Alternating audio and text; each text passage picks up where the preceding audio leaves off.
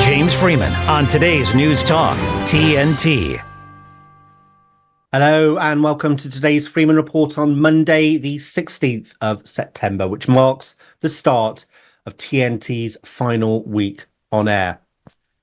It won't come as a surprise that all of the hosts and staff at TNT are gutted, and not just because we'll be out of a job.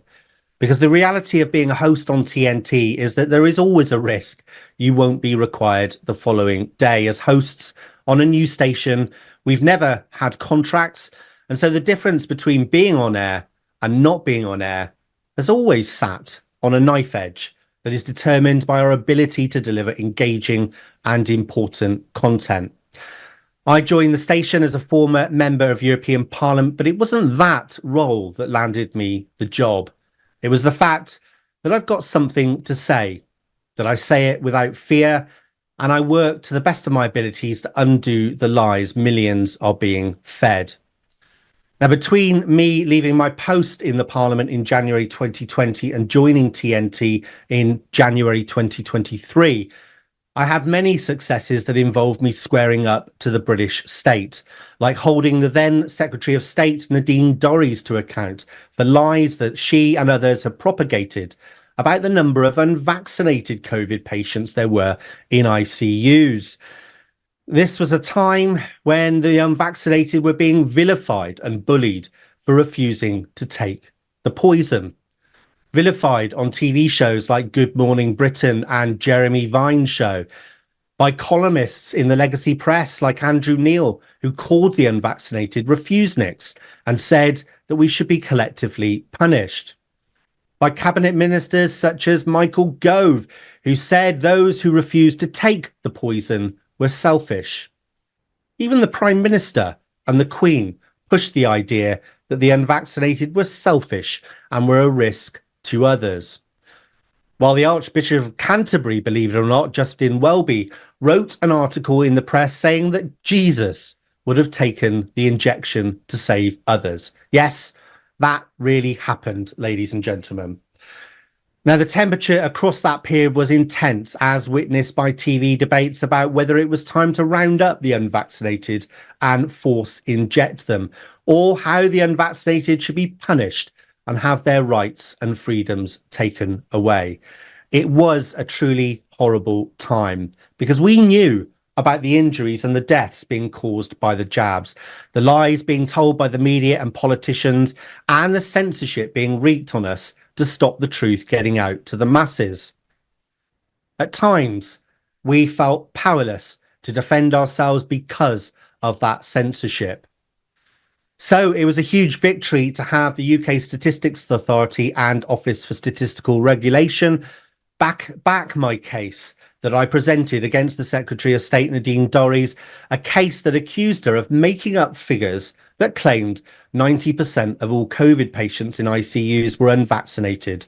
The true figure was less than half of that, and even then, the data was skewed by multiple factors.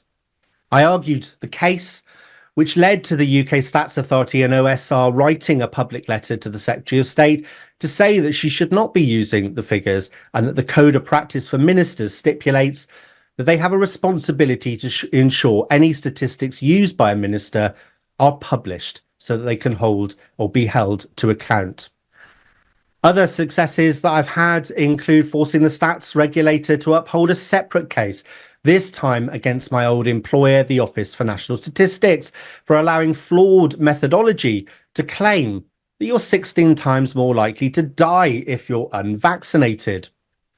The ONS had to publish an apology and admit publicly that the figures were misleading and shouldn't be used to state vaccine efficacy. That in turn led to a large NHS campaign being withdrawn as it was using the figure to scare the public into getting vaccinated. I also helped organise public meetings in the British Parliament with Sir Christopher Chope MP to raise awareness of vaccine harms, which was attended at the time by Andrew Bridgen, who wasn't outspoken at the time, who come along to listen to the evidence. That meeting led to Bridgen becoming vocal on the issue in Parliament, and we all know what happened next as he was thrown out of the Conservative Party for speaking out. And all of that followed the release of my documentary, UK CV Family, A Letter to My MP, in May 2022, which was one of the first major films in the UK to document first-hand evidence of the harms caused by the jabs. The film has now been viewed by well over 1 million people and includes interviews with the vaccine injured, the leaders of UK CV Family, who went on to register the UK's first charity for the vaccine injured, and cardiologists like Dr. Peter McCullough. Then there was the groundbreaking interviews I published with Dr. Aseem Malhotra that lifted the lid on heart issues caused by the injections and catapulted, or at least helped to catapult, Aseem's global mission to reveal the truth about the links with heart attacks. That initial interview that I did with Dr. Malhotra has been watched but more than 10 million times now across different platforms. I've always seen my work at TNT as an extension of the work that I did prior to joining the station, and I hoped that TNT would rise to be a global player, a force for good that does its best to tell the truth, that allows its hosts to speak their mind, and most importantly, provides a platform for world-leading experts to give their version of the truth. Something that is needed now more than ever as governments around the world seek to silence and cancel platforms that allow inconvenient truths to be shared with the public. Inconvenient truths like the fact that the war in Ukraine is little more than a money laundering operation and a land grab, whereby US and Western tax bases are funneled to Ukraine only to be passed straight back to Western weapons contractors, while loan conditions stipulated on the country demand that Ukraine allows Western corporations like Monsanto and DuPont to buy up the country's fertile land on the cheap. An incredible 30% of Ukrainian agricultural land has already been sold off or managed by BlackRock at the behest of the Biden administration last December. All while Ukraine's men are sent to die on the battlefield. It makes me sick watching Western citizens fall for the perverse propaganda telling them that this is all about protecting democracy and freedom, resulting in millions waving Ukraine flags and cheering the war on.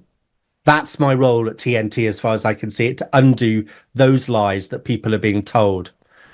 So today's News Talk is more than just another news station in my eyes. It is manned by hosts who stood up and took the fight to our governments, which means that it is vital that we continue if we are to stop the lights being turned out on free speech. I'm not done yet. I've got 5 more days here at TNT, and then the search will begin to locate the next watchtower that I can man to continue the fight to shine a light into the darkness. You are about to hear today's News Talk and the voice of freedom. We're today's News Talk, TNT.